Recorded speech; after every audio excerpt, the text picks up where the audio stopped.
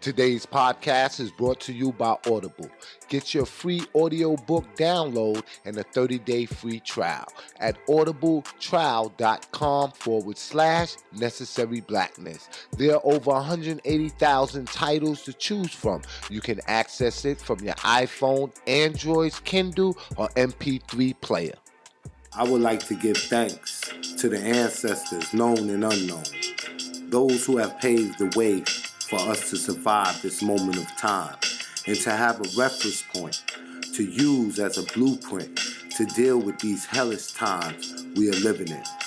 I would also like to give honor and reverence to the woman of the universe for your superior work, for bringing forth the spiritual information through the triple stage of darkness of your womb and giving birth to God. We would like to give reverence to the universe and praises to the indigenous. My name is Raheem Shabazz, and this is Necessary Blackness Podcast.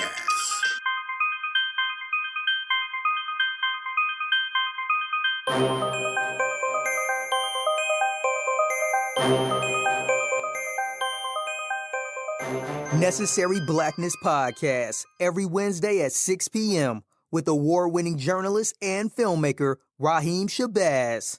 This podcast is only for those who are unapologetic, because the mind of the conscious man or woman recognizes no monopoly on truth. Truth is relative and always to be sought. Yo, check out the award-winning docuseries Elementary Genocide.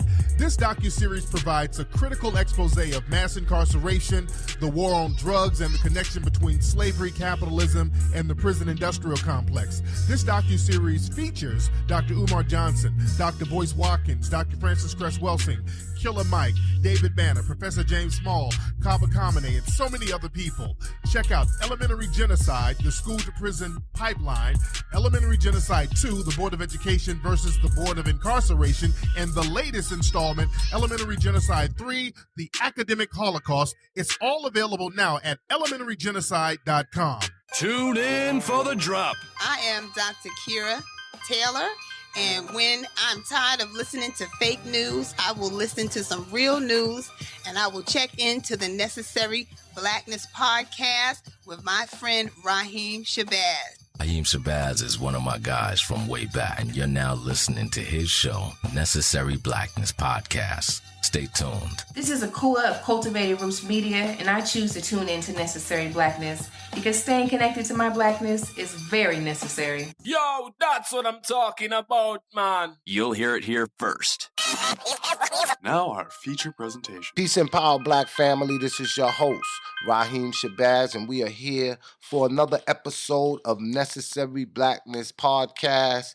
And we have a special guest in the building with us today. I actually been running into this brother in Atlanta on several different occasions. We talked about getting on the podcast, and the brother said, yeah, I'm going to come through. A couple of times. He's been busy, but his word is bond, and he is here today. So, ladies and gentlemen, let's represent Blue Pill. Peace, family, peace. It's an honor to be here. I honor your persistence because you definitely, you stay persistent. You feel me? And here we are. It's materialized to a powerful, powerful episode.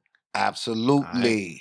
And for those of y'all that don't know about Blue Pill and his brother, his twin brother, Red Pill, they are the owners of Know the Ledge Radio. And that's when I first heard about the brother, in addition to seeing him on Sonetta TV, seeing him out in the community and doing his thing. And also he has apparel, normal clothing.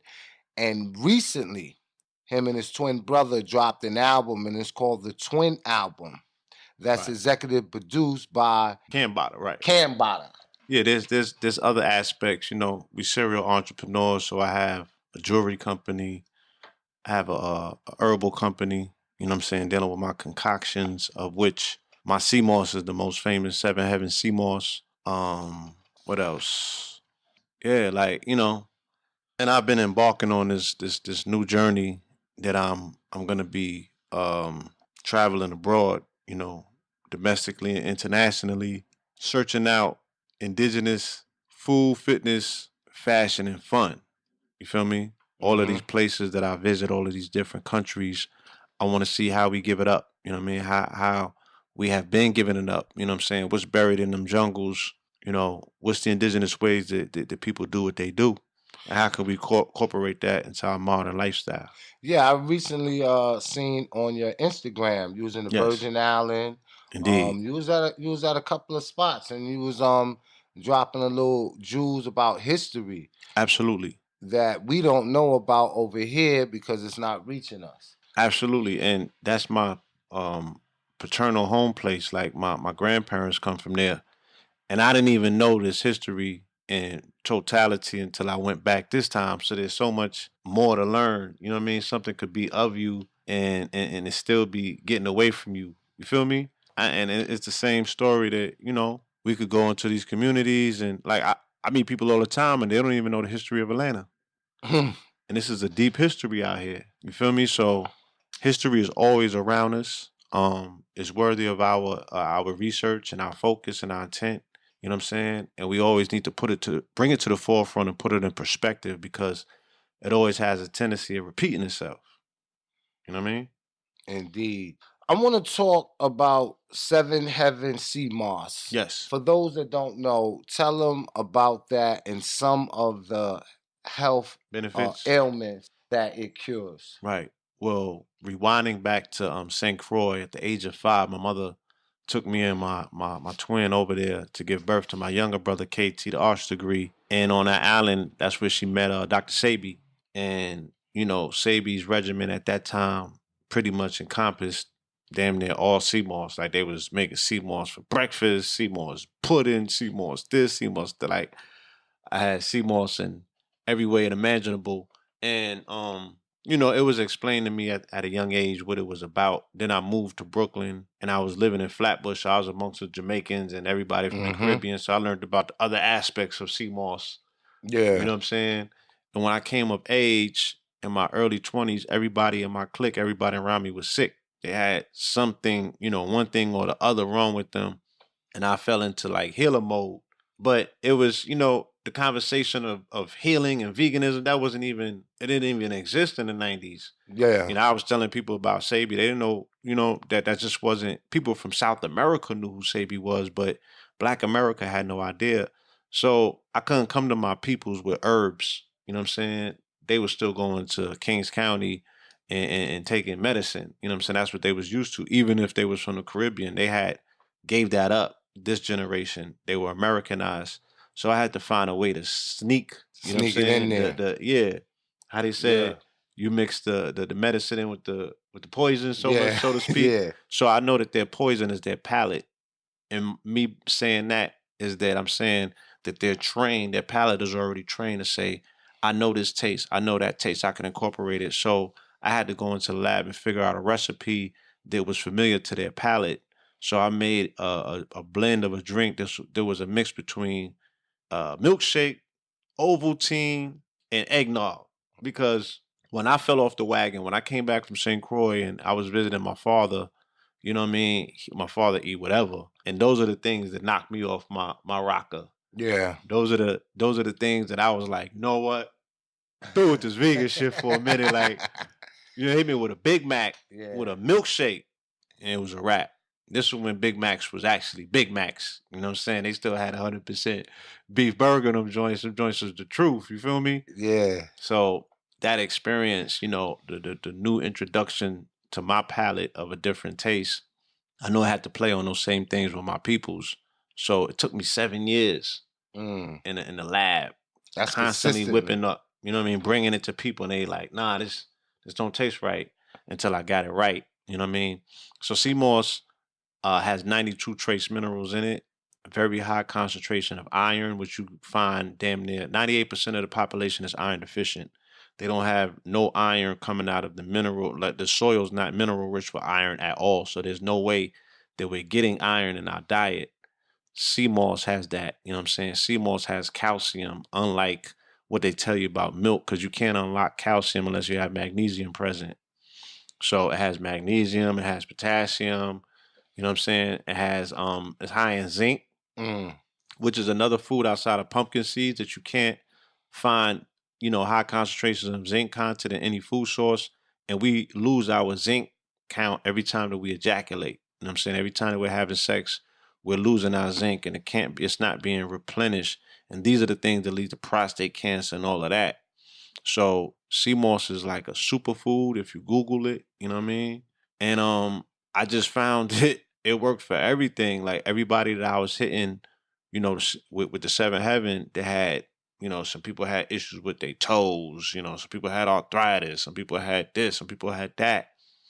Everybody, you know, was able to be appreciative of how they was feeling, you know, the new them. And then I was able to tell them, you feel me? Yeah. Oh, this is X, Y, and Z. You know what I mean? I couldn't play to the healing aspect. I had to play to the pleasure aspect first. Like, damn, this is good. What the hell is this? Let me get another one.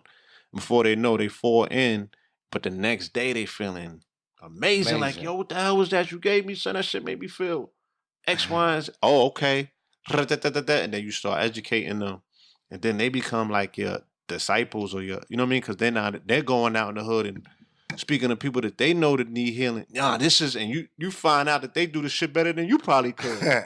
So they become your personal salesperson. They become, exactly. Speaking of sales, there's going to be a lot of people that want to know, how can I get my hand on Seven Heaven Sea Moss? How can they get that, brother? Right. Right now, because it's perishable, and I have not mastered dry shipping, I'm still working on that. I'm talking to Amazon about doing something with them, with the fulfillment centers. And because I move around the country, if I was in New York, I'd tell you where you could get it in New York.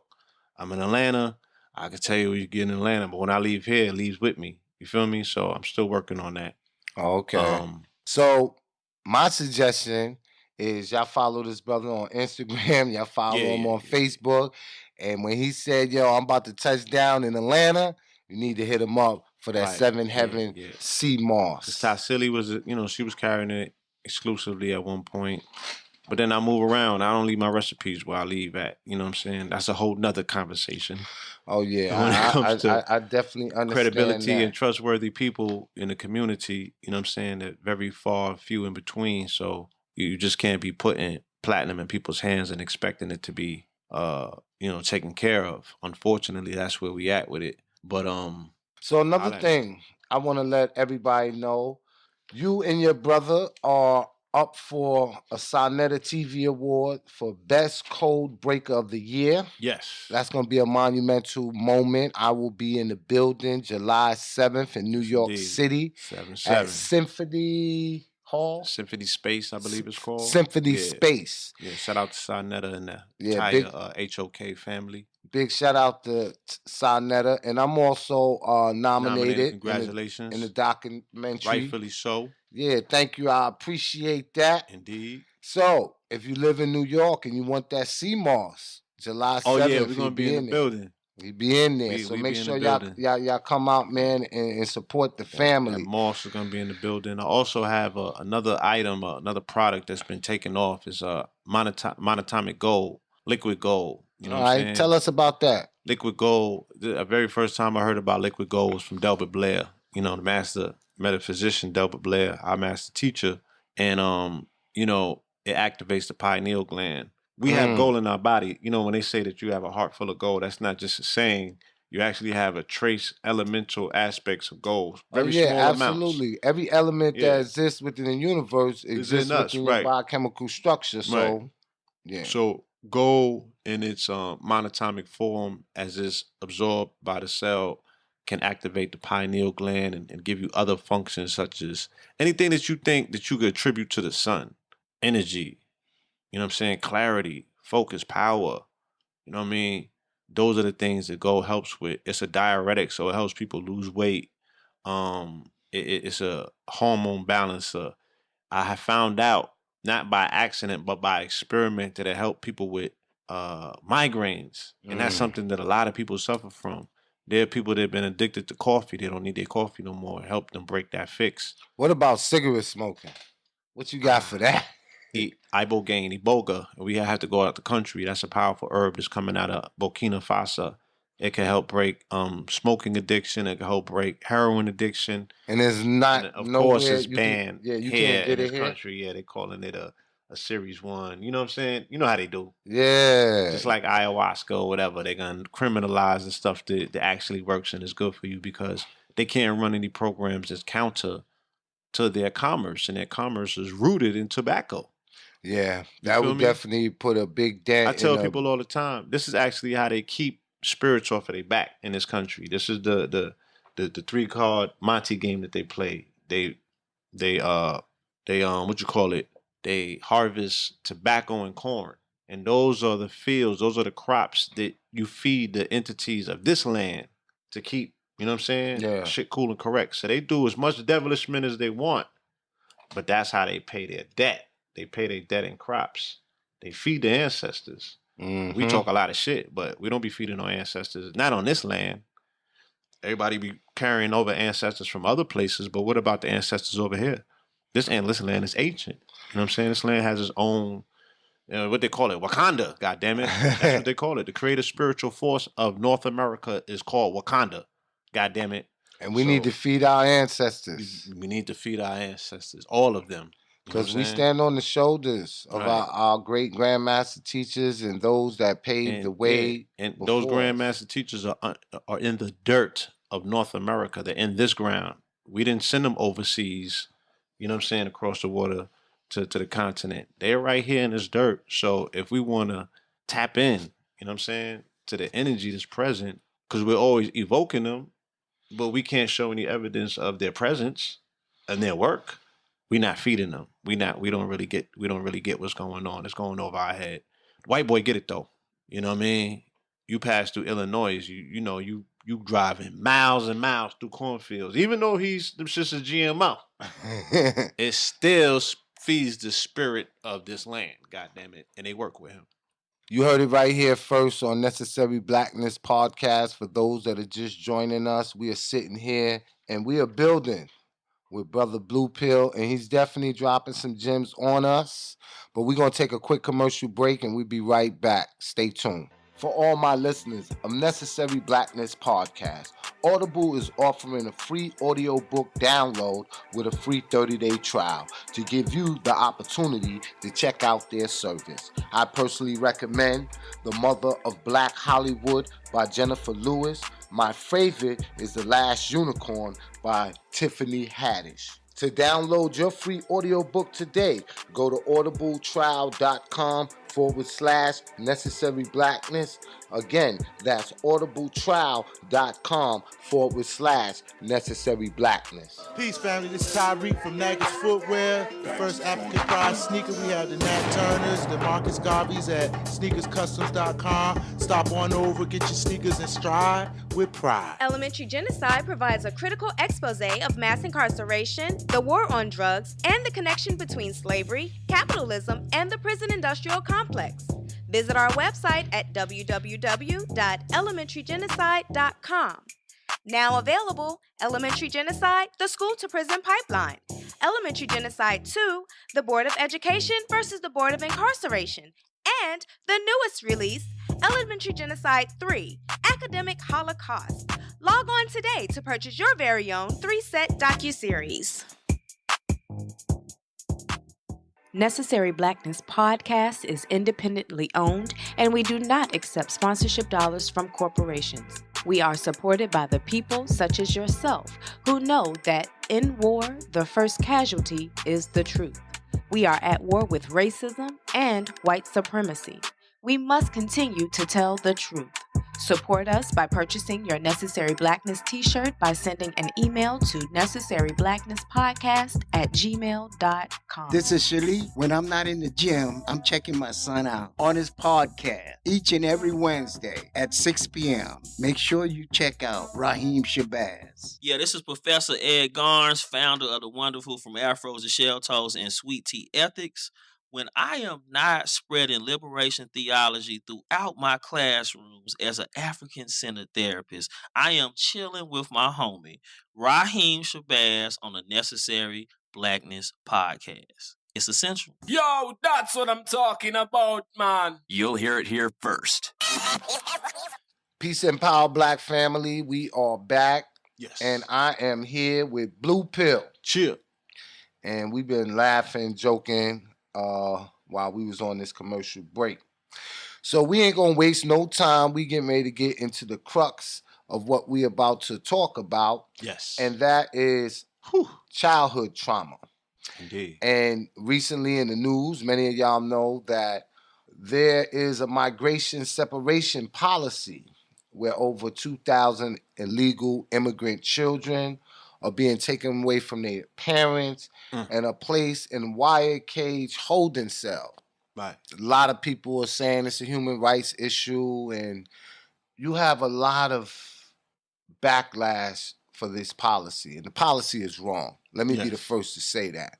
But at the same time, you have a lot of black elected officials and just black folks in particular that's going real hard on this situation. And I just want to know, where was they at during mass incarceration? I mean, anytime that they frame any social justice issue as a civil rights issue, Negroes gonna jump. You know what I'm saying? Because they're the face of that particular campaign. Now, when it comes to mass incarceration, the Congressional Black Caucus was, they got blood on their hands when it comes to a lot of that. You know what I mean? A lot of them call for it. I think even Maxine Waters was calling for a lot of things initially.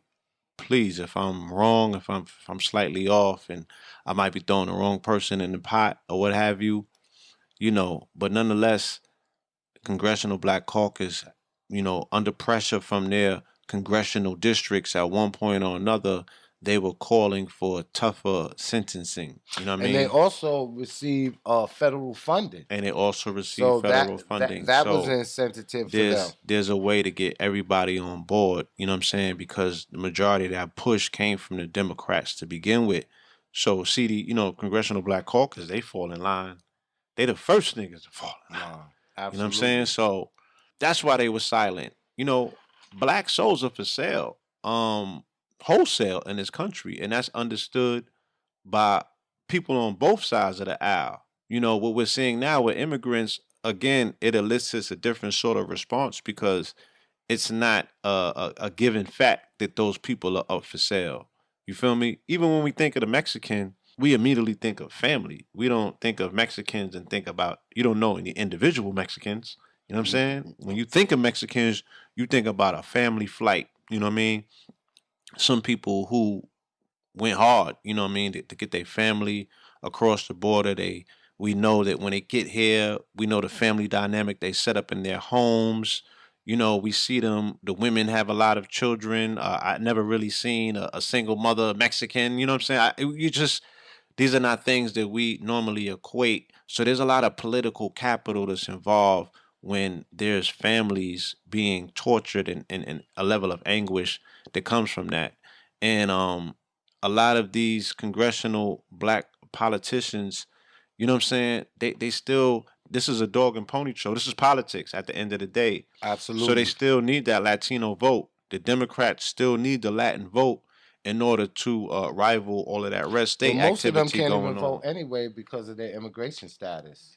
Them per se, there's an enormous voting block of Latinos that do vote in this country that are Democrats that they need to galvanize. You know what I'm saying? Yeah. And again, if nothing else but political picture points, they still need to be, again, at the forefront of anything that's dealing with social justice, as long as it's not our babies.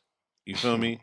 Because that brings up all sorts of contradictions. Yeah, another interesting thing, and you said that they equating it with civil rights, and that's why a lot of the black congressional leaders are jumping on that.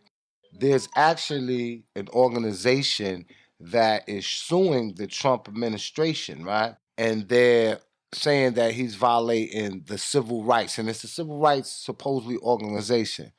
The problem with this organization is that there's only one black person. It's a law firm that is on a representative that's right, representing, and it's supposed to be for so-called civil rights. So they don't equate that with black people, and that has always been the problem, is that we push for these legislations. It takes years, months, and days to get passed, and then when it does get passed, everybody benefits except the intended target, which is black folks. I think Claude Anderson speaks on that extensively. Yes. And he kind of gives you the framework behind it because he was there per se. So, for anybody who hasn't heard him dialogue on that, you might want to catch up, on his discourse because he gives you a little back history as to why that's the way that it is. Yeah, he says humpbacks, midgets, LBGTQ, everybody but black folks. Right. You know what I mean? Even pedophiles have now gotten in on the game. You know what I'm saying? And they're getting legislation passed under the disguise of what? They're coming under the cloak that was provided to them by way of civil rights. They're going to say they're a separate class of people and they're going to have more rights than black folks that want to be so patriotic that they got to stand up for the flag. That's crazy. Mm-hmm. So another thing is going on in the news, and Yes. I don't watch the news too much. Okay, but before you jumped off of that, because we was hitting on something and it was childhood trauma. Yeah, no, we still getting to go. All right. All right. But I'm a segue, Okay. just touching on this, right? Because there's something that we need to understand, right? Because there's a lot of stuff that takes place outside of the borders that domestic policy, or they have passed policy here that have different implications foreign than they do domestically. You know what I'm saying? I tell people all the time, presidential politics is about nigga containment domestically, you know what I'm saying?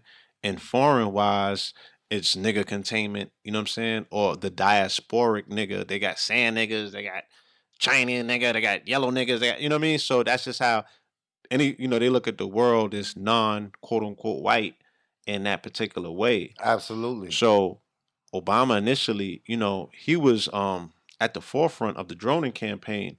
The droning campaign was about bombing Arab children who potentially can become terrorists. Not children that were terrorists. They were bombing children that will potentially become terrorists.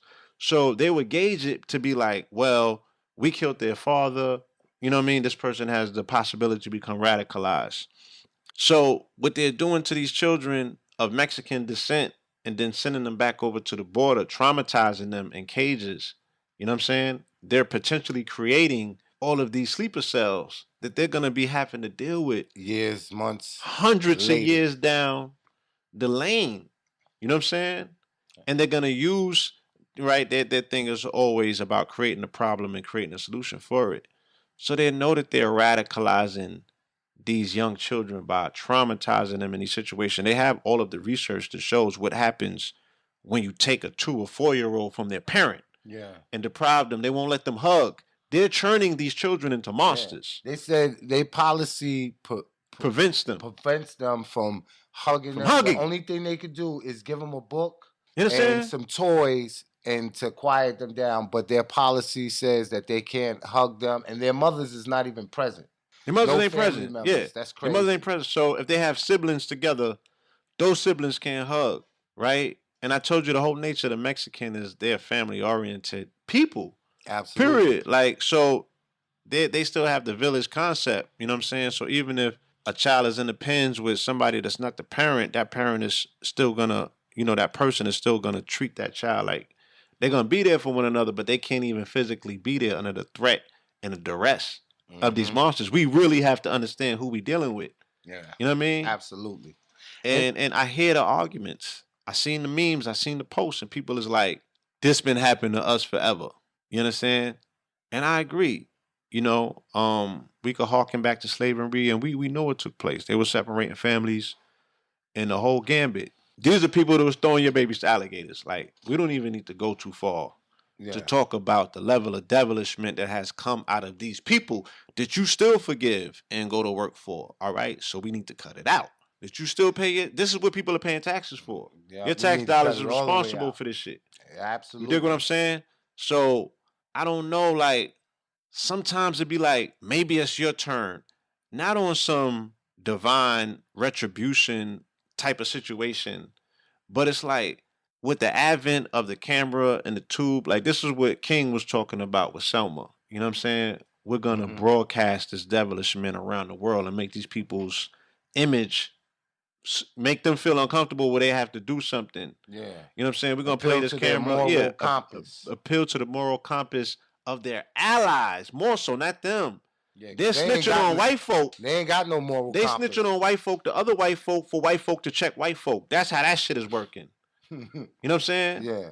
Because the Negro can't do it on his own. You know, King was going and sitting down with them and all of them, but he couldn't do it per se. He needed to get outside help, and he needed to put on a public display or a campaign to get the public, to get the public sympathy from other white Americans who had no idea that this might be what their tax dollars was going towards.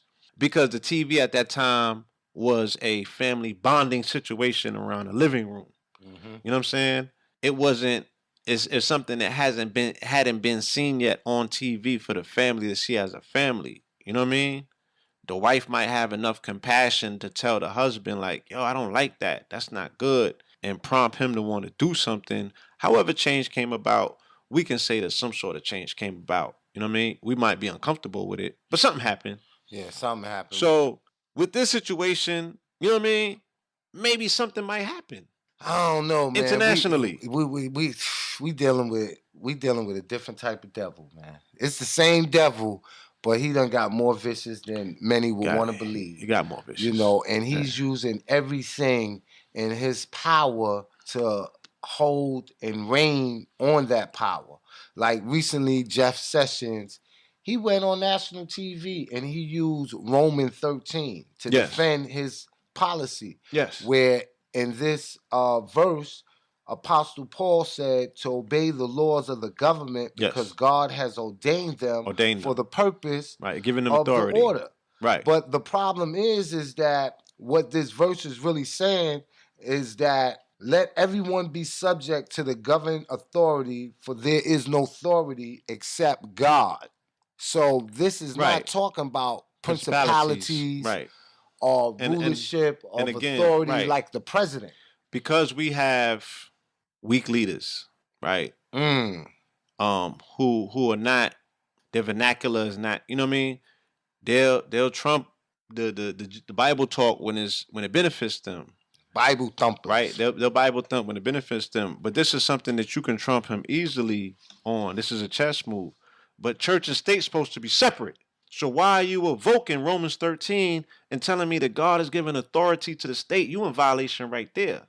Absolutely. Of the Constitution. But so you know about we the don't faith-based initiative, right? I know, yeah, I know about that he gave billions of dollars to the black church. Bush so did that. Bush. Yeah. So there's really no separation of church and state as it should be. Right. But I'm just saying, the only way to defeat these people is you have to play their cards against them. In public. Agree. You know what I'm saying? But we just, and because again, if we don't see this as something that has larger implications dealing with us, then we're not going to be the ones at the forefront combating this heresy. You know what I'm saying? That Jeff Sessions is. He's heresy. You feel me? Because I also seen an article where he said, look, he's approving them to seize make public forfeitures of assets and things of that nature for people that are suspected of crimes, not even arrested yet for the drugs and all of that. I seen that too. You understand? So they going for the D-boys. He got a D-boy policy that's crazy. And Trump said, we're going to kill D-boys. Yeah. They bringing back the death penalty. You know what I'm saying? And Jeff Sessions is saying we having zero tolerance with them. We're going to war with the drug gangs. You know what I mean? So they lining it up. And I just see that this is just a predecessor of it. You know what I mean? They know how to put their ducks in a row. We're talking about Klansmen here. Let's be clear.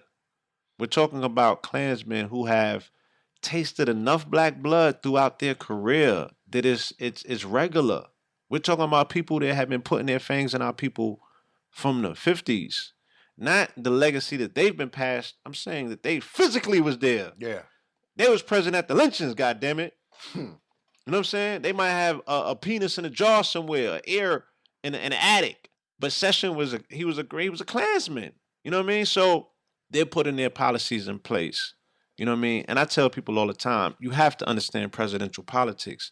The last open Klansman, right, was Truman, the 33rd degree president, or the 33rd president, who just so happened to be 33rd degree as well. You know, And he brought his man with him, who was one of the fiercest Southern segregationists in the his name was James Byrd. All right, he was a U.S. senator. He was responsible, I think, for the anti-lynching laws. Where he was blocking them from making that a crime. Like, he was just doing the most. You feel me? And them two was responsible for dropping the bomb. Okay, they overrode Congress. They overrode everything. It was them two. Of course, they probably had their Masonic handlers because that was one hell of a ritual. Yeah. You know what I'm saying? Dropping it on Hiroshima, which is Hiroshima and Nagasaki. You know what I'm saying? But they took their racism to another level, and we don't look at it like that. And history is repeating itself because we don't look at it like that. Trump is doing. We just look at it as America went to war and dropped the bomb on Japan. No, these two Southern racists, who said the only thing I hate more than niggas is gooks. Okay? Yeah. When they got put into positions of power, so this would be like Trump in session. You feel me? You got James Byrd and you have what you call it? What's that cracker name? Truman.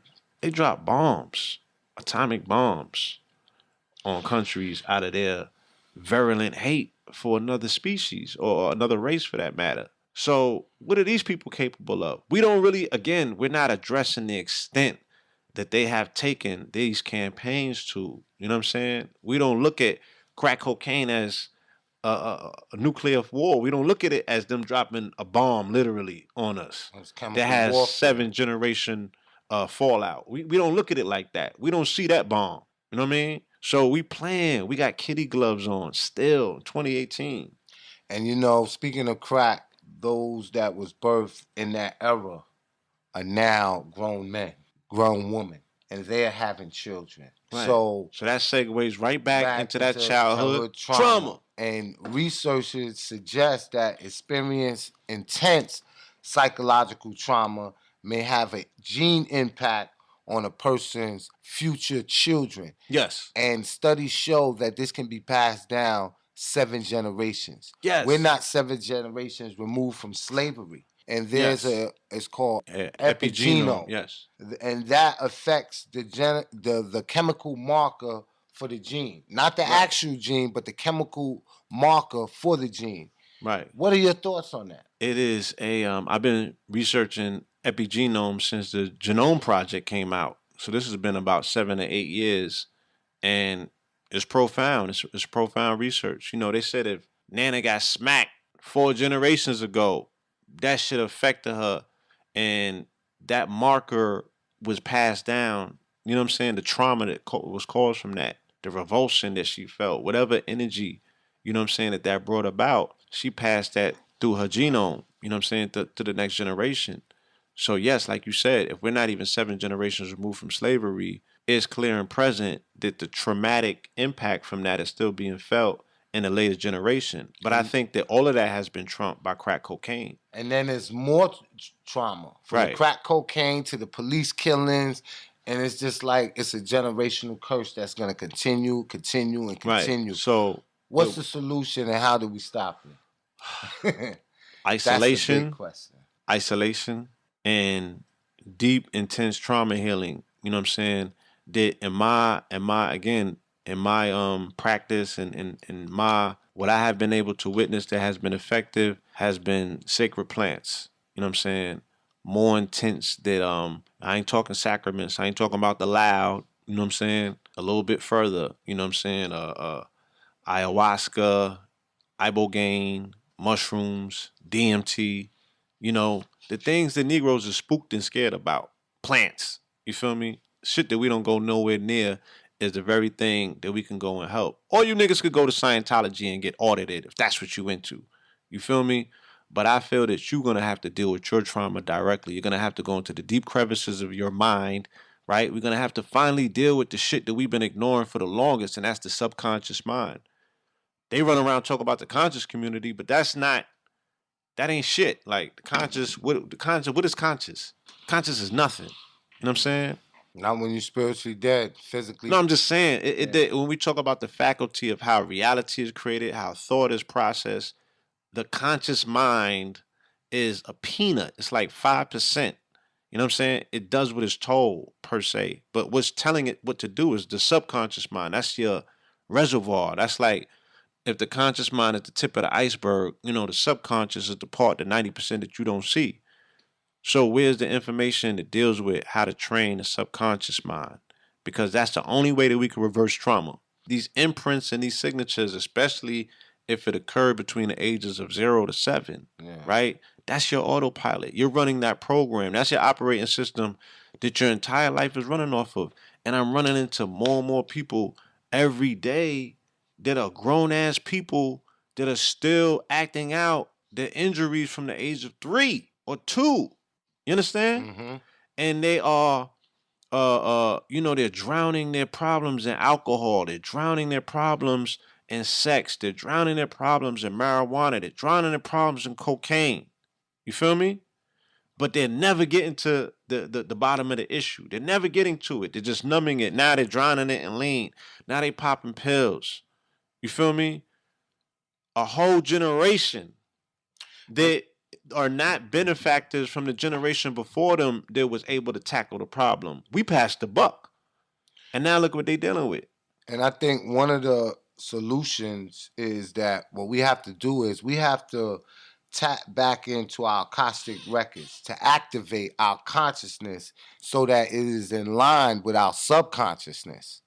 So until we do that, we're not going to be on the right path. We're not going to be on the same vibration or frequency as those that preceded us and knew what the solution to the problem was. I mean, the human being is a complex. It's complex, but you're supposed to be a problem-solving apparatus. You know what I'm saying? And they say man is mind, right? So I asked man, what the hell is going on? And they say, mind is the all, so mind is God, right? And that's the aspect of man's relationship to God, is via mind, right? If mind is all, then what the fuck is going on with the mind these days? Where the fuck is God at? You know what I'm saying? Is this nigga drunk somewhere? Because I don't see evidence of mind being activated. Where's mind activation? Because mind activation will show itself in problem solving. Continuous, right? This room would be jam-packed with thought leaders or people that are able to process thought, that are coming up with solutions, and we throwing everything at the wall and trying to figure out what sticks. We doing the opposite of that. I think that's happening because, once again, the trauma that we experience and the regiments of slavery where we don't even have enough trust for one another and we are so hell-bent on arguing over petty differences. Like Marcus Garvey said, we are people that's cursed by petty differences. So that's why we can't get how you just described those thought leaders in the room. But there's going to come a time. And I think it's going to be this generation that's coming up because this is the most fearless generation that we have witnessed, that America has produced. They might need to throw some niggas in some pens. We might need to see some niggas in some cages again. Because it's not serious enough. Mm-hmm. And again, we're acting like this ain't our issue. This is our issue. You know what I'm saying? The Mexicans got somewhere to go. This is their land. They're sending them home right across the border. You feel me? Like, that's a country that they have trade relations with. They don't have no relationships with you. You feel me? The fuck? Like, what's stopping them from doing that to our people? You know what I mean? Like, for real. Because, it's happening to our... They're not just doing it to Mexicans. When I was in New York, like, the people from the Caribbean, the people from Africa, those was the people that was fucking complaining and being affected by the ice raids and running down. Don't think that shit is not happening to melanated people. That shit is not just about Mexicans. They're utilizing that, especially up north, to run down. You know what I'm saying? And to round up Africans and treat them however they want to treat them, to ghost them, because they be getting ghosts. You don't know where they at. As they showing you with these camps. You know what I'm saying? Like... Super Walmart centers. Separating children from their parents and all of that. That's inhumane. Like, we can't condone that. Yeah. We can't condone it. We can't turn a blind eye to that. Like, but you said one profound thing, and you said that we have to separate from them. You know, and that's something that's very key. And this was what Elijah Muhammad was talking about in the 1930s. Yeah. You know, and Elijah Muhammad said separation is better than prayer. And for those that follow Dr. Martin Luther King, when he was talking about how oppression can be fought, he said there's several different ways. There's passive aggression, there's protesting, there's violence. But one thing that he didn't mention was separation until his later years when he said that he felt that he sent his people into a burning house. Now is the time, people, that we Facts. need to separate. We need to join on to our own. We need to support our own.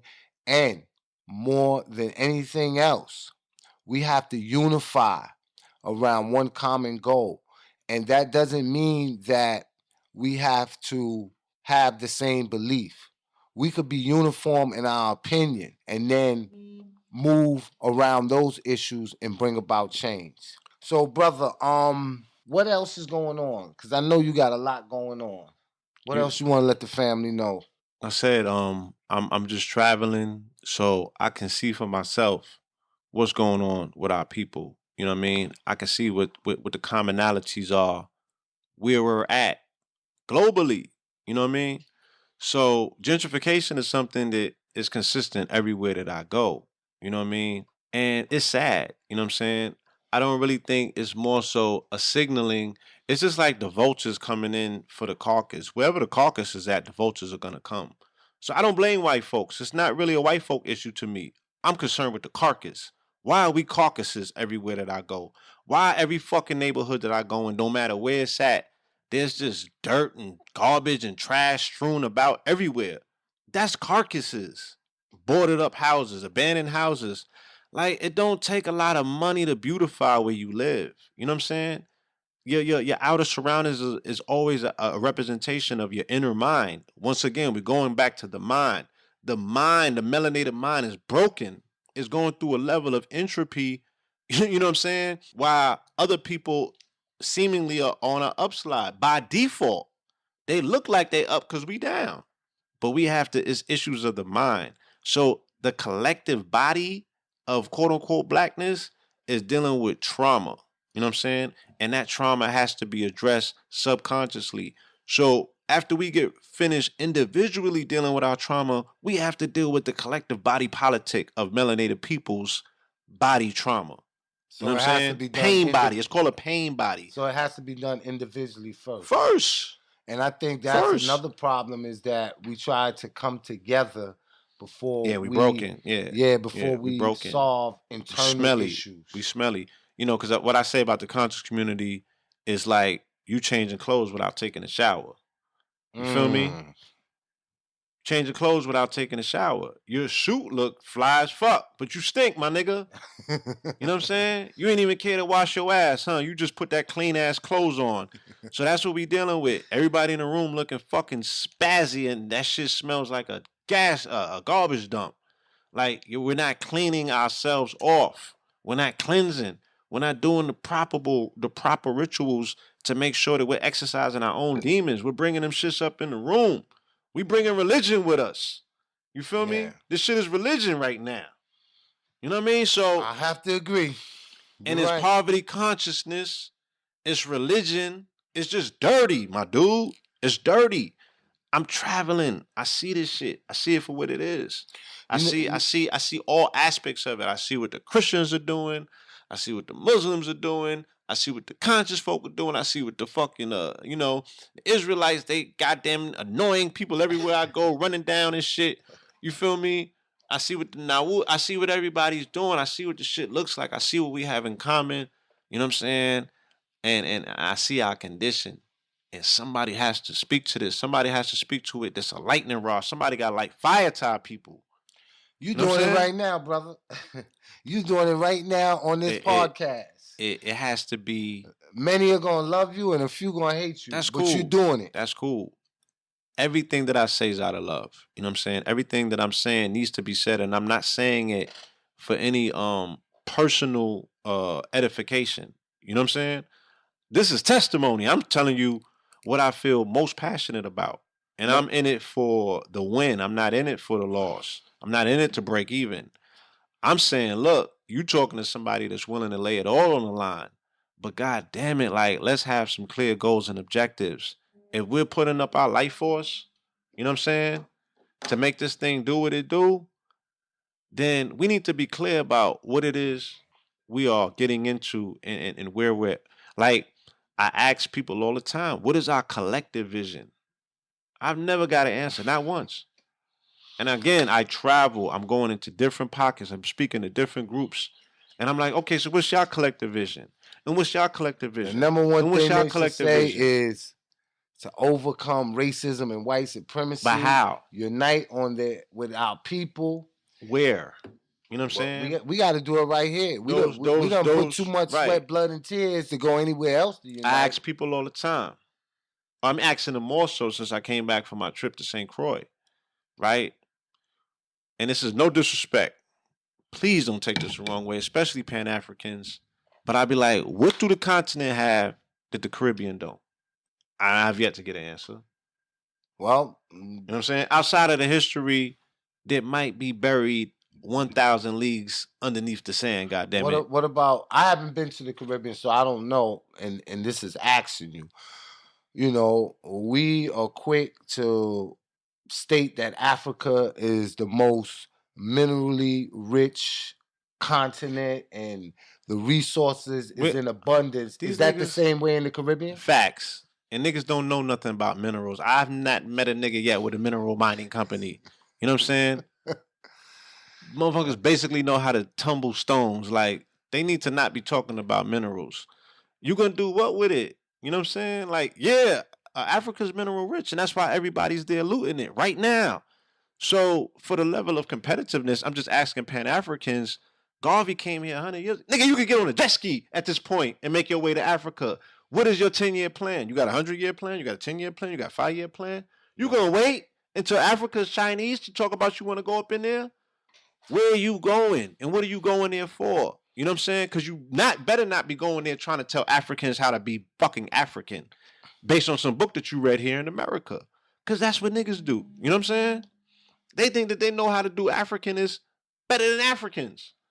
That ain't going to happen. So what are we going to go over there and do? What do we have to offer? They're looking at us like we crazy. But dude, I be going to the UN. I speak to Africans all the times.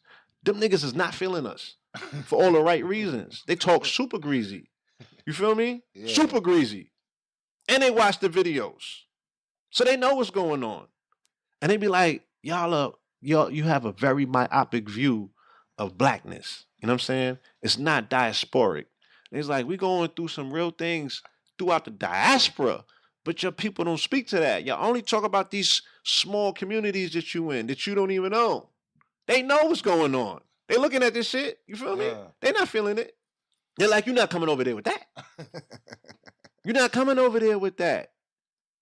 You know what I'm saying? Like, where's your business at? Where's your business minded? Where are the perspectives? Can I see a business plan? You know what I mean? Because don't think that they not sitting with hundreds of acres with all the minerals that are, you know what I mean? Like, we can boss up and get to some things. Ask the Nation of Islam. Are they going back to Africa since Elijah said separate? Where is he talking about separate to? In America? What you want? Idaho? Nebraska? What the fuck is he talking about? And here in Georgia, what you waiting on? They got hundreds and thousands and millions of acres up for sale right now. Somebody's playing somebody for a fool. And it has to come to an end. If we're serious, not even about our generation. About the future. About the future. Okay? Which brings us right back to childhood trauma. Okay? Because we're looking at these children and they're bugging the hell out. Yeah. All right. The children is going buck wild. There's a disconnect. It's obvious. If you never seen it, you know what I mean? You can really see it. Like, go online. See what they're talking about. See these conversations that they're swirling around. See what their values are. See what their priorities are. See what they hold sacred. You understand? So, they don't want to hear what the elders got to say. And you know another thing they're doing? They predicting what's going to happen, and they play their life out knowing that the outcome is death. Did you see the video of the brother that just got? Well, it's on your page. I seen it on your page. You didn't see the video though. No, I seen the video. Ain't it on your IG? Not the video of him getting when he was killed. shot. Yeah. I'm talking about the video where he was talking about never share his that. death. Yes. You know what he I predicted mean? his death. And he's not the first one. No. Tupac. Yeah. Everybody almost Yes. chronicalized their life and how they're gonna end up. From Biggie, who shot you. You know what I mean? Facts. So we're part of a death culture. This in itself is something that like you said, it leads back to childhood trauma. Facts. If they can tell what the outcome of their life is gonna be, they're not gonna give a fuck. Bruh, you talking to somebody. I didn't expect it to make it past 19. Yeah. 19? Nah, I didn't think 21. 19 when I got was to 21. That was a milestone. I was like, it was going down. It was going down when I was 16. That's when people was dropping in my life like flies. You know what I mean? And they wasn't making it to 20. So I always thought 19 would be my checkout. 21, I think I was probably incarcerated. And that's what, like, when I was incarcerated, I appreciated my incarceration. Oh, when I got arrested, my mother said I didn't get arrested. You got rescued. Yeah, somebody was gonna kill you out here. My mama cried. That was the worst part of it all. That was the first time that I saw my mother like cry for me in the way that you cause pain to somebody that loves you. But I needed that. You know what I'm saying? I needed that reset button. I needed to sober up. You know what I'm saying? I needed to reflect. I needed to appreciate life. I needed to be separated to really appreciate freedom and what it entails. And I'm like, oh shit, this is about living in life. And if I'm uncomfortable here because I'm encaged, you know what I'm saying? I'm gonna be real uncomfortable in a fucking 6-foot hole. Mm-hmm. Cause I grew up in a house where my father was an atheist, so he used to be like, after this is it. Ain't no none of that shit. He's like, when your lights is out, you get a short run, my nigga, and it's over. Don't never come back on. Never come back on. So I was like kind of spooked when I started thinking about it. When I was in the streets, I wasn't thinking about it. You know what I'm saying? Because everybody was dying. But when I got a chance to sit down and evaluate it, I was like, I ain't really do enough to be fulfilled with my life. Like, I would be unhappy wherever. Well, you know what I mean? You made a transition and turned your life around. I started. Yeah, it didn't happen right away. And that's what I hope a lot of these young brothers today can do. And I still got hope for them. Because we got to keep in mind that Malcolm X, they used to call him Detroit Red. Right. He wasn't always Malcolm X. You know, so he was able to make that transition, and this generation can do it as well. Now, you was talking about your gripe with the conscious community, and I have a gripe with the conscious community as well. I love my people, you know, but it seems like people in the conscious community wear poverty. Ooh. They wear poverty as a badge of honor. And I have a real deep-seated problem with that, because if we say we was kings and queens and that, you know, we got the richest history that ever been untold, and we wore silk robes, you know, then come on, you know what I mean? Why not, you know, strive to wear and have and acquire nice things? You know what I mean? If you have and you acquire a nice thing, the first thing they say, oh, you materialistic. Right. Or you white. Yeah, you're white. Yeah, you chasing the white man's the white X, Y, man's and heaven, Z. huh? Well, You know the what I white mean? man's heaven is a black man's hell. You want to be in hell? Some people, man, they don't understand the alchemy of making bread. You gotta have dough. You know what I mean? So everybody should be chasing the bag. Everybody should be trying to acquire some type of monetary gains, because once again, we talking about generational wealth. We talking about children that are growing up traumatized. With money, you can make it much, much easier for them, because guess what? They ain't got to go work for that open enemy. So that reduces the trauma. You know, there have been tests done with people that used to work in corporate America, and they checked their cholesterol oil and seeing that they was under duress and stress. And within a year of them becoming an entrepreneur, they reset. It was like they pressed the reset button. Facts. So when we hear about studies like this and we do our research, that's the solution. If you stressed out and you have the capabilities and you have the skill set, quit that corporate job, man. Get off of that corporate plantation and start your own business and start employing your own people. Take away a lot of stress. So listen, we approaching the 1 hour mark. Brother, in closing, is there anything you want to say that I didn't ask you or that I should have asked you?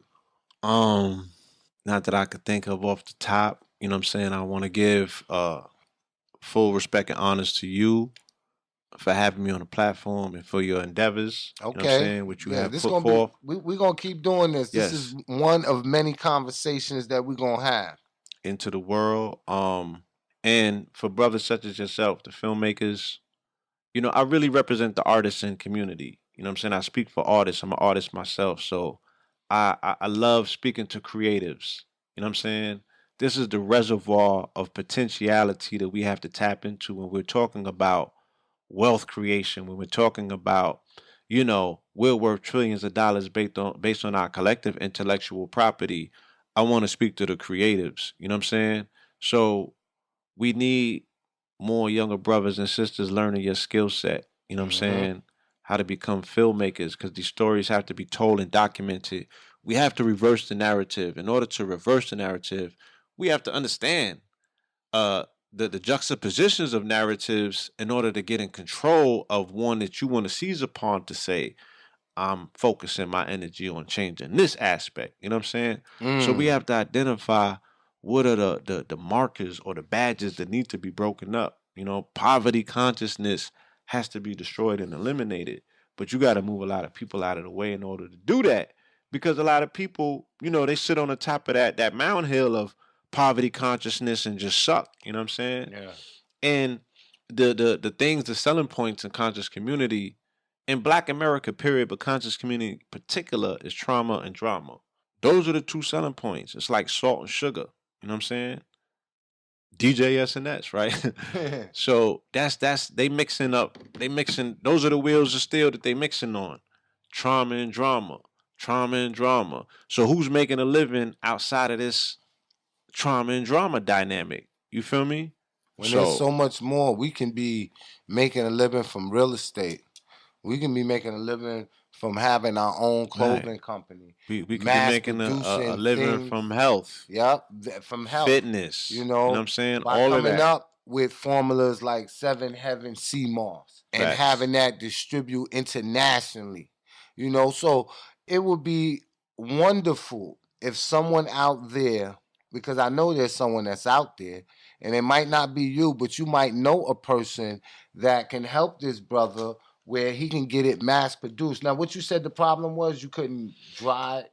Yeah, it's a perishable good, so its shelf life is not as strong as other products per se, because it's an organic product. You gotta drink it while it's live. You know what I'm saying? So you can't put no artificial. I don't put no artificial preservatives. So or what about anything. some of the stuff that they do have that's organic, but it's nothing like this? That they able to sell it like at Walmart and mass produce it? No, when I went to Whole Foods again, they told me that they had to have a particular preservative because it has to have warehouse life, shelf life. So this is something that like I said, I'm working on it, and I'm gonna break through it. It's something, and there's some way that it can happen. But yeah, I'm working on simultaneous things. So if somebody wants to step up, because that's another thing about this community. Like, so many people is just on the sidelines playing observers.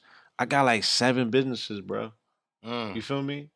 And niggas do not be running up looking for no jobs. You feel me? And they'll see me. I'll come through. I'm carrying everything. Like, motherfuckers just look. They don't even offer help. You know what I'm saying? And they want to hang around your table and not buy nothing. Like, this shit is just sad. You know what I mean? And these are the people that you putting on for because you want them to have a better life. You want them to come with you. You want You want them to experience this shit that you've been talking about because you know it's real. Absolutely. But why can't they get to it? Why can't they get to it on their own? Why don't they want it for themselves? You know what I'm saying? It goes back to trauma, brother.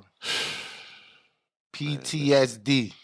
So I did 5 retreats last year in the hills of Northern California as a direct result of a press conference that we did in New York, right? Calling out Africa Bambaataa.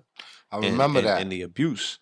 Because a lot of people after that came to me and said, okay, well, what do you have in the community that could deal with the issues that I have, the trauma from abuse? It's like, is there anybody in the community that specializes in this? And I was like, damn, I couldn't think of nobody. You know what I mean? Like, I know some people that give you some herbs. I know some people that give you a colonic. I know people that give you Reiki or reflexology, all that stuff. But that was not dealing with deep-seated trauma, pain body issues. You feel me? So a friend of mine reached out, and he had a spot up in Northern California. He had access to indigenous sacred plants and also indigenous elders from this land that are ordained to carry out those ceremonies. So we started bringing people up into the mountains, Mount Shasta, which is the root chakra of the planetary grid system, where we belong. You know what I'm saying? Charging up the planetary grid system, mind you. But, you know, the Wiccans and the witches and everything else, they out there, you know what I mean? Mm-hmm. Doing what they do. They like, where y'all niggas is at? Like, every time I come out there, they be like, do your people just not know or they don't care? Like, what the fuck is going on? Wow. I'm like, they don't. Look, I was at a resort. Like, the militia niggas came to me with the Nazi tattoos and all of that. And they was like, we watch this shit. You feel me? And they was like, y'all be telling y'all people what time it is and they don't listen. And they was talking about the whole aspect of why they're crusading on our people. You know what I'm saying? And they was like, this shit goes back to 1490. You know, this goes back to the Moors. This goes back to the Crusades. And it's like... They know the history. Yeah, they know the history. Like the whole alt-right situation, how they deal with the medieval history, and they're dealing with Moors. They're looking at our people, whether the people want to identify as such or not. You still a op. They looking at you as such. They still got this beef that they haven't gotten over because you put their women in motherfucking brothels and, you know what I'm saying, harems and all of that. And, you know what I mean? They're defending their moms and their mothers. When are we willing to defend ours? Because we know what they did. You know what I'm saying? Never forgive, never forget. We know what they did. We don't want to talk about it. We want to be all passive and shit. You know what I'm saying? The score is 1,000 to 0. You ain't never drew blood on your enemy. Cut it out. Cut it out. You know what I'm saying? They hella up. There's not been a day since 1492 where he ain't had his foot up our ass. Not one day. Not one day that you can speak of where there hasn't been an atrocity that happened to us in this country. Not one day. There's never been a fucking cease on it. Okay? Not one day. I wish not I could prove one you day, wrong. bro. I wish I could prove you wrong. The score's but I can't. ridiculous, my G. The score's ridiculous if they had the scoreboard up. Huh? I'm saying let's even the score by taking the body back as the host from the parasite. You can even the score by doing that, shaking the fucking flea off. Because they're festering and feasting on your body. Taking that dead carcass out of the road. That's it. We can do for self. We have everything that we need. You know what I'm saying? When we get together at those functions, right? We just came from Juneteenth. Absolutely. How was it? I went and this year I went because I had to go meet somebody, right? And I just came back off the road from Alabama, 3 days of intensive shooting, so I wasn't in a position to stay as long as I wanted. I'm just saying initially but when you rode through, what the vibe was like. Well, it was just starting. It was early. Okay. It was early. It was like 11 o'clock, you know. But from what people was telling me the day before that, it was a monumental moment. Except that you had some Hebrew Israelites out there that was real disrespectful to some of the sisters. Yeah, very disrespectful. In regards to what they was wearing and just, all that, you know, just in judgment, telling people X, Y. I seen the same niggas when I was in Oakland at the Malcolm X Fest. Doing the same thing? Same thing. I don't know what clique this is, right? Shout out to ISUPK. Shout out to my brothers, my family. This is no disrespect. I'm just saying there's a contingency of Hebrew Israelite brothers at this particular time that have taken the heavy hand approach towards, like, you know what I'm saying? These are them brothers that wear the purple. The purple, yeah. Like, if you teaching, teach. Looking like Barney out there in the hot sun. Yeah, like, it was crazy, you know what I'm saying? And they was just making people uncomfortable where it was a beautiful, festive family event. Like, people was coming out there to do what they do, pass your flyers out, say what you gotta say, but all of the putting people on blast, on loudspeaker, being aggressive. You know what I'm saying? Yeah. These brothers is big, domineering and stepping the women and cornering them. Like, it was just looking real crazy. You know what I'm saying? But outside of that, I didn't see one police officer. You know what I mean? And there was no incidents. You know what I mean? The lady next to me, matter of fact, at night, she had parked her Jeep up, and there was some youngins from the neighborhood roaming around, and they caught her pocketbook out her front, and she lost like 3 racks. That's isolated incident. You know what I'm saying? That's security of the park. They needed to tighten that up, right? So they look, again, you know, there's a little lackadaisical. You got to know who's who and what's what. Everybody can't get a pass. It just can't happen. Yeah. Until we get certain protocols situated, you got to protect the women and the children. Because a lot of people think, saying? once we, people have this view of once we get rid of the white man, and this we're going to stop being oppressed. And nah, we're going to have to get rid of some of these good niggas. Got to get rid of and that's good why niggas. Marcus Garvey says some of you niggas are not good here, and you ain't going to be no good in Africa. So in Algiers, the Battle of Algiers, the first ones to go was the pimps. The second ones to go was the dope dealers. They gotta go. That serves no purpose in the society that we talking about, or what are we talking about? That's what I'm saying. We can't even get niggas to talk. They talk about a whole lot of bullshit, but have you sold anybody a vision of what this utopian fucking paradise supposed to look like? What does liberation look like? What does it look like? Bad enough you ain't telling me where it's supposed to be at, but what does it look like? Is it Wakanda? And you know what? That's a shame though. Because we talk about war and fighting so much. I don't even think that the majority of us has prepared ourselves to live in peace after the war is over. And that's something that we have to do. Yeah. If not, childhood trauma.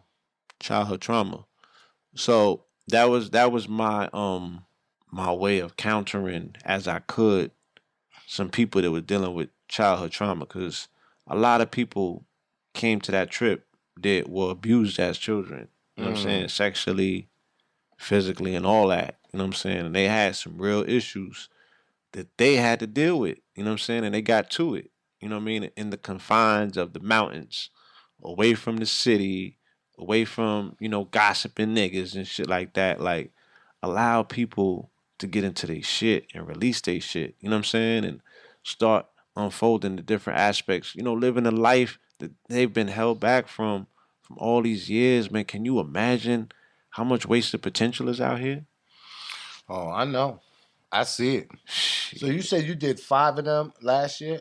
Or do you have any plans to do any this year? I have. We're working on a date in August. All right, yeah. Definitely let me know about that, man. And I'm going to let the Necessary Blackness family know about it. Yeah. And that's something that we definitely have to support. Because I actually went on a retreat. And I was there filming, though. Zaza did a sisterhood retreat. Yeah, shout out to Zaza. Beautiful. It was like 20 women. Dope. And we was out in Savannah, Georgia. And they cried, they laughed. That's right. And it was nothing but sisterhood. That's what I'm saying. They got it out. They got to it, right? Got to it. That's so and needed. That's something that's needed for brothers. Brothers need that. We need pockets of it. You know what I'm saying? I've called for a day of atonement for brothers that got caught up in the drug trade at some point, for brothers that have participated in, condoning abortions, for brothers that put hands on women, for brothers that just been bitch ass niggas all their life and they just want to atone for that shit. You know what I'm saying? They want to put it behind them. Like, a key part of healing is coming to grips with what you need to heal, and then asking for forgiveness, and then being supported by a community that's really on some, we forgive you. I'm not judging you. You know what I'm saying? Yeah. We did some horrific shit out here. We don't need to hear the stories. You know what I'm saying? Again, this is personal. You know what I mean? Whatever you dealing with, I'm there for you as best I can. You know what I'm saying? You gonna have to wrestle that demon though. You know what I mean? I'm gonna hold you down and give you whatever tools and devices that you need, but it's an internal struggle. It's an internal situation. You contracted with that entity when you picked that work up. You got to break that contract. That entity's still on you. You feel me? Mm-hmm. That shit is real. We don't talk about that. We don't talk about that. We don't talk about contracting when we pick that piece of work up.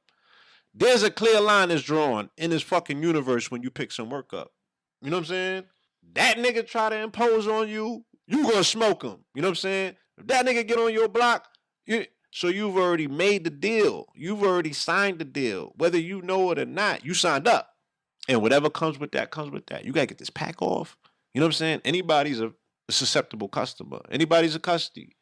You know what I mean? Whether they're a pregnant woman, whatever, little children. whatever. And that's the cast that we have died, that we have to figure out how are we going to erase this stain off the universe, because that shit has residual effects on us. We don't see it, or we don't want to see it for what it is, because we're so much. It's like if I smoke 2 L's aloud, you know what I'm saying? You can't smell that shit on. You can't smell it. Mm-hmm. Everybody else can, but you smoking away and you going back to work after lunch. You know, niggas is like, well, goddamn. Like, who is blowing that? Blowing that? You can't smell it, and it's like that. We can't smell a stench on us. We think that we so innocent and we pointing fingers, but we signed up. That was participatory. All right? I know about the conspiracy that's involved, but we signed up. We fell into the trap. You know what I'm saying? Your feet walked you into the trap. We have to break that cycle.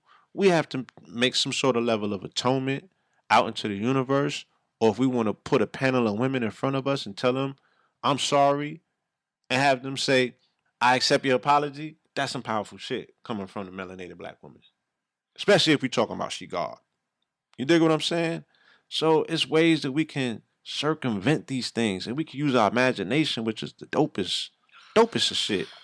You know what I mean? To create our own rituals. That's one thing that we got as a people. We are the most creative people on this planet. We could create our own rituals. We could like torpedo. You was talking earlier when you was talking about artists and you being an artist, and how as artists we have to change the narrative and tell our story. It was Che Guevara that said that the propagandists, which is the artists, the poets, is just as important as the guerrilla. You know, so with whatever endeavor that we may be involved in, we have to have that message in there. That message about liberation, that message about freedom, justice, and equality, and living a righteous life, and not out here living a life where we are savage in the pursuit of happiness. You know, and it's not nothing to look down on individuals that is living a certain particular lifestyle, because we all been there once. But, you know, we getting too old for this. You know what I mean? Like, you can already see what happened to past generations that went down that path. So it's just like, you know better. You know, some of us ain't know better. Some of us ain't had people to pull our coat. You know what I mean? But now, more than ever, with social media, you know it ain't right. You know what is required of you. You know how certain people operate, and that we are at war with an element of society just because you're melanated. What is your way of combating that? That's something that we need to figure out. But ladies and gentlemen, we went over our hour, but we're going to keep it going real quickly. Let everybody know where they can find you at on social media, and give your last closing words. At Blue Pillar 44. All right, BLUEPILLAR 44 at Blue Pillar 44. Blue Pillar 44 at Gmail. If you need to send me any information, you know what I'm saying, you can use that Gmail. On the IG is at Blue Pillar 44. I have a lot of content over there that you will appreciate. You know what I'm saying? What about Facebook? Same thing? Nah. My government is Paul Moreland, Moreland. All right. I don't be on the book that much, but you can check it out. What about Twitter? I don't fuck with Twitter. He said, I don't fuck with Twitter. I'm on everything. Man. Yeah. So make sure y'all follow me at Raheem Shabazz, Facebook, Twitter, Instagram. I'm even on Snapchat. How about that? That's right. You know what I mean? I gotta do it for the younger generation. You gotta be in them places. Snap and it just consumes a lot of my time per se. Yeah. So I just minimalize myself to concentrate on one or two platforms. Yeah. But my stuff gets shared to Twitter and shit. You know. But now you know another thing that you can do, like even with Instagram. I can have it where my Instagram post automatically goes to my Facebook and my Twitter. I do that, yeah. So, you know. As I'm saying, I send things to Twitter. I just don't be on there. I don't check it. Yeah. Because I would get lost on Twitter. Yeah. I'm telling you the truth. There's too much information. There's too much news. There's too much stream. Information overload. And I wouldn't get anything done. Yeah, I used to be a social media junkie. I gotta read that book right there. I gotta edit a video. Like I can't even be on social media. I gotta edit this podcast up. But I try to stay in tune, man, because I love, man, what our people is doing, and I gotta know what's going on out there. I gotta know what time it is. So the main thing, family, you put the blue pill or the red pill into YouTube. Hundreds and hundreds of videos will pop up. In particular, a lot of our stuff is archived on Black Magic 363. All right? That's Brother Richard's YouTube channel. Okay, you can go into the archives of Know the Ledge Radio. That's on Blog Talk. Again, you can just put all this stuff into Google and you can find your destinations. All right? Google is God. Yeah, and another thing, a lot of movies, rap albums, y'all talking about decoding. Right. The twins get down and they decode it. You know what I mean? Whether it's Tasha Fierce, what are some of the all that stuff. Black Panther, what are some of the other things you decoded? I mean, everything that comes out current event wise, you know, we put it into a metaphysical perspective and break it down, go underneath the surface. I have something called the Law of 44 that you know, I pretty much dissect everything and anything in the universe, known and unknown. You know, this universe, I mean, it sounds very broad, but people that know my work have known that I've been strumming these strings for a minute, and the way that the chords play out in society, you see it reverberate, the Jay-Z's or the Beyoncé's or the, you know, and this today it was Terrell Owens, you know. So all of these things. What happened with Terrell Owens? 44-year-old, you know, he ran a 40-yard dash. He did a 4.4. I just like the way them numbers line up. You know what I'm saying? Same thing with Jay-Z. 4.44. Yeah, there's a very, very long history and story behind that. But yeah, so y'all go on YouTube and check it out, family. It's on there. You can go on there, law44.com. I got some stuff up there. I have epic lectures that I did. There was like 8 hours dealing with this. I don't put none of that online no more because the rappers are stealing. You know what I'm saying? We have a whole different, you know, how Paul said about higher principalities. You know what I'm saying? Mm-hmm. My shit different. You know what I mean? The people that I'm tussling with is different. So and then sometimes, man, everything ain't for everybody. Everything ain't for everybody. Yeah, you don't want to cast jewels amongst the swine. This is super duper cloth talk. So, you know, I'm putting it together. It'll be put out at the right time and in the right format for the people to get it. But twinthealbum.com, twinthealbum.com. That's where the latest project is. It's a double album, 23 tracks. You know what I'm saying? Poetry, hip hop, spoken word, and jazz. It's a hybrid album. I'm 40-something, so I ain't on there trying to keep up with the 18-year-olds. You know what I'm saying? But we are setting the bar, you know what I'm saying? And it is something that a 20-year-old can enjoy, or 18 or 19 or 15 or 16-year-old. It's information. It's what we do every day, condensed behind beats, you know what I'm saying? And bars, and we giving it from, I was born in the Bronx in 75, so we hip-hop, you know what I mean? Absolutely. I don't know nothing but hip-hop. So that's how we give it up. All right, ladies and gentlemen, this is Raheem Shabazz, Blue Pill, Necessary Blackness Podcast. Cheer. Peace and love, Black family. Peace, love, and light. Necessary Blackness Podcast is independently owned, and we do not accept sponsorship dollars from corporations. We are supported by the people such as yourself who know that in war, the first casualty is the truth.